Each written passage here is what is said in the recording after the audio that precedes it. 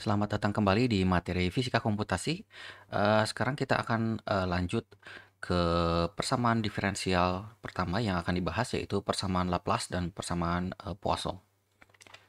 Eh, Tiga persamaan diferensial yang akan dibahas seperti yang sudah dibahas pada video sebelumnya, yaitu persamaan elips, persamaan parabola, dan persamaan hiperbola.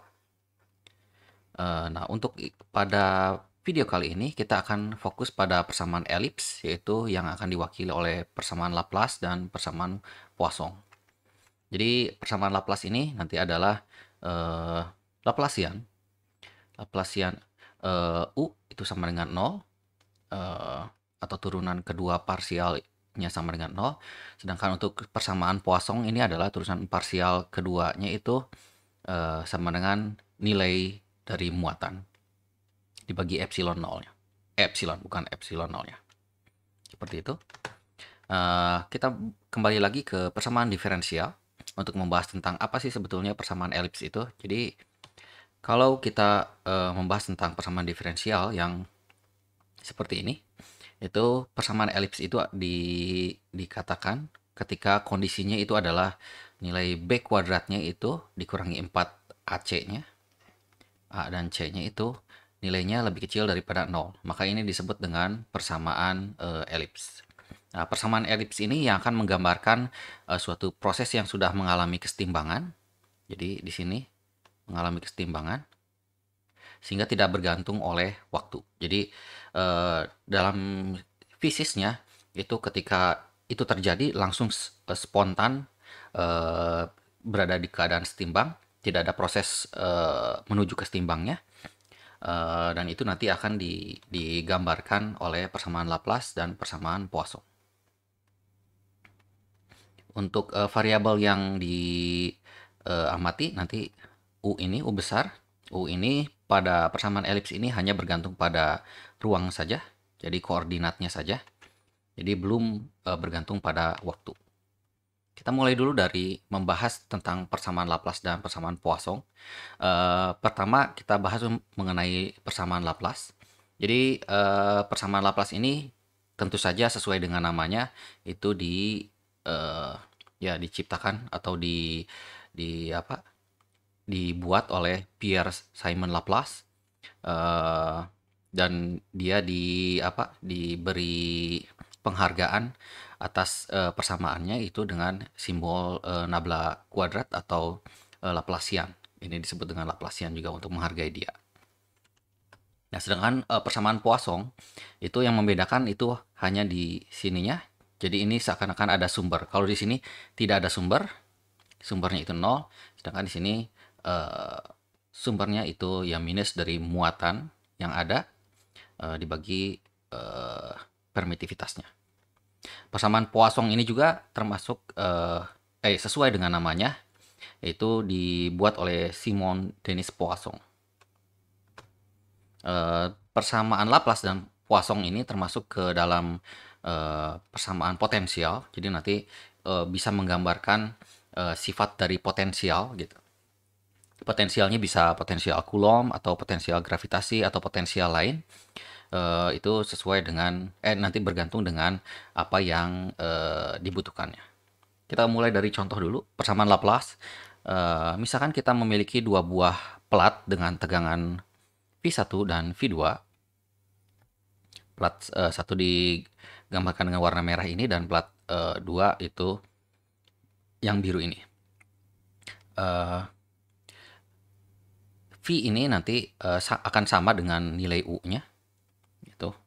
Jadi untuk memudahkan, karena biasanya kalau yang berhubungan dengan tegangan itu atau potensial itu simbolnya V kalau di elektronika gitu. Tapi kalau di fisika bisa V atau U gitu. Ketika keadaannya itu potensial 1 itu lebih besar daripada potensial 2, maka nanti garis medannya itu akan menuju ke potensial 2. Dari potensial 1 menuju ke potensial 2. Tapi kalau keadaannya terbalik, maka eh, akan misalkan terbalik itu jadi lebih kecil V1-nya, maka nanti arah medannya itu dari V2 menuju ke V1. Kalau untuk persamaan Poisson ini berhubungan dengan ketika ada sumber muatan biasanya. Sumber muatan ini nanti medannya itu akan menjalar seperti apa sih gitu, medannya. Seperti yang sudah kita ketahui, kalau misalkan kita memiliki muatan positif atau negatif, maka dia akan memiliki sifat medan yang kalau untuk yang positif itu nanti ada source, jadi garis medannya itu keluar. Sedangkan untuk yang muatan negatif itu garis medannya menuju ke muatannya itu, atau menuju ke partikelnya, atau disebut dengan sink. Sumber dan ya sink.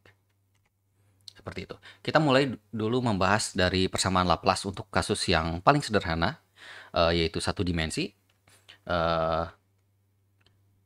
Jadi Laplacian dari U sama dengan nolnya itu nanti hanya turunan kedua dari U terhadap koordinatnya hanya X saja. Gitu.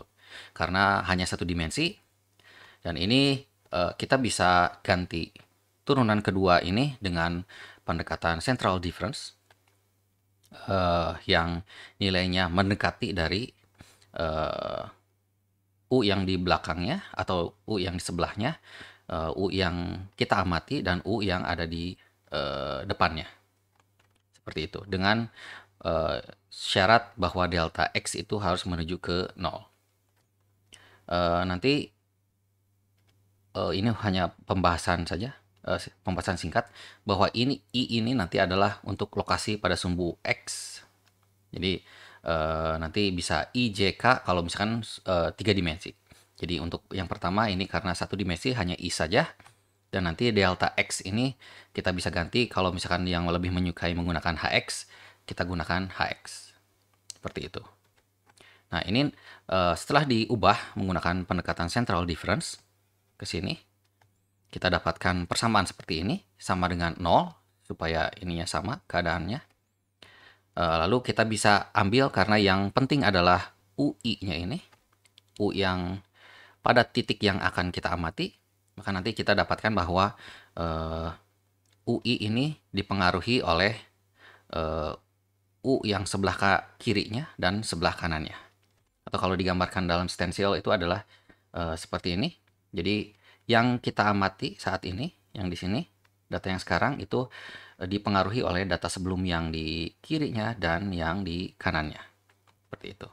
Tapi biasanya stensilnya itu tidak seperti ini gambarannya. Biasanya kalau yang di textbook itu gambarnya seperti ini. Jadi ada kondisi sebelumnya, loop I-1 itu maksudnya loop sebelumnya. Jadi yang before, seperti before, atau ini now, ini before-nya atau sebelumnya. Jadi data yang sekarang, yang I ini, itu dipengaruhi oleh data I-1 yang sebelumnya dan I+1 yang sebelumnya. Gitu. Dan nanti kalau misalkan kita ulangi lagi, ini akan menjadi before, dan nanti akan ada data baru yang akan menjadi now-nya. Dan nanti tetap diulangi bahwa data yang baru itu dipengaruhi oleh data yang sebelumnya.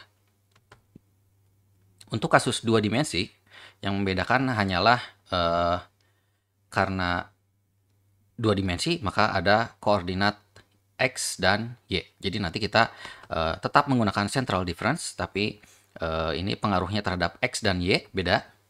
Jadi nanti ada delta X dan delta Y. Sehingga nanti untuk yang sumbu X ditambahkan sumbu Y itu sama dengan 0. Dan nanti kita ini pengaruhnya untuk yang X dulu. Itu pengaruhnya adalah yang I-nya saja. Karena di sini UI dan Y ini untuk yang X dan ini untuk yang Y. Jadi untuk yang bagian kiri ini nanti hubungannya itu adalah interaksi dengan sebelah kanan dan kirinya. Sedangkan untuk yang satu lagi itu hubungan dengan yang atas bawahnya. Seperti itu. Dan nanti untuk memudahkan biasanya kita membuat delta X dan delta Y ini sama. Jadi si delta X dan delta Y-nya itu dianggap sama.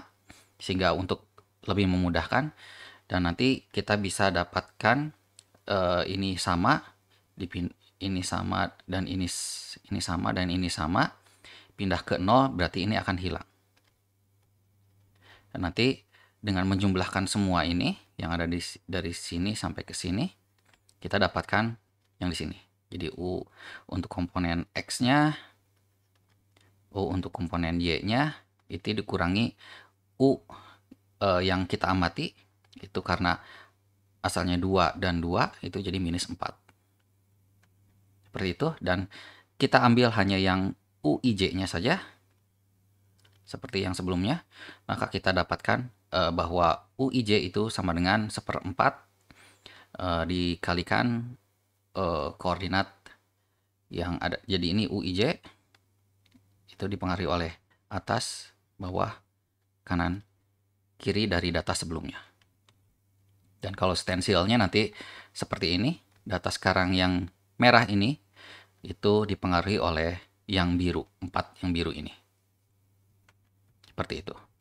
Untuk yang 3 dimensi juga sama. Yang membedakan kita sekarang punya koordinat Z-nya. Ini masih menggunakan central difference juga. Dengan tambahan ada K. Nanti kita punya komponen X, komponen Y, dan komponen Z. Itu sama dengan 0. Dengan menganggap delta X, Y, dan Z-nya itu sama. Supaya memudahkan, nanti kita bisa dapatkan persamaan yang ini. Ini untuk yang X-nya, ini untuk Y-nya, dan ini untuk Z-nya. Sedangkan ini untuk dari ketiga X, Y, dan Z. Nah, kita ambil UIJK, sehingga kita dapat menjadi 1/6 U komponen X, Y, dan Z. Jadi seperti itu proses mengkonversi dari persamaan diferensialnya menuju ke nanti untuk solusi numeriknya. Untuk persamaan Poisson sama juga, yang untuk kita mulai dari khusus satu dimensi dulu. Yang membedakan adalah yang sebelumnya sama dengan 0 menjadi sama dengan minus rho bagi epsilon. Jadi nanti yang membedakan adalah kita memiliki ini dari waktu ke waktu. Dengan pendekatan central difference kita dapatkan ini untuk turunan kedua parsialnya sama dengan minus rho bagi epsilon. Nah, di sini delta ini kita pindahkan ke sini sehingga kita dapatkan persamaan yang ini. Dan yang kita butuhkan tetap UI-nya saja. Dengan mengatur ulang posisinya, maka UI itu sama dengan setengah, sama seperti yang sebelumnya, hanya saja sekarang ada tambahan di sini. Sedangkan untuk yang ini dan yang ini itu tetap sama.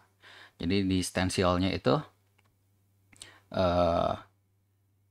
data sekarang itu dipengaruhi oleh kanan dan kirinya tetap sama, plus nilai yang di sini yang ada muatannya. Seperti itu. Jadi di stensilnya ini tetap sama. Jadi data yang sekarang itu merupakan dipengaruhi oleh data yang sebelumnya. Seperti itu. Untuk kasus 2 dimensi masih sama. Kita ada tambahan komponen Y-nya.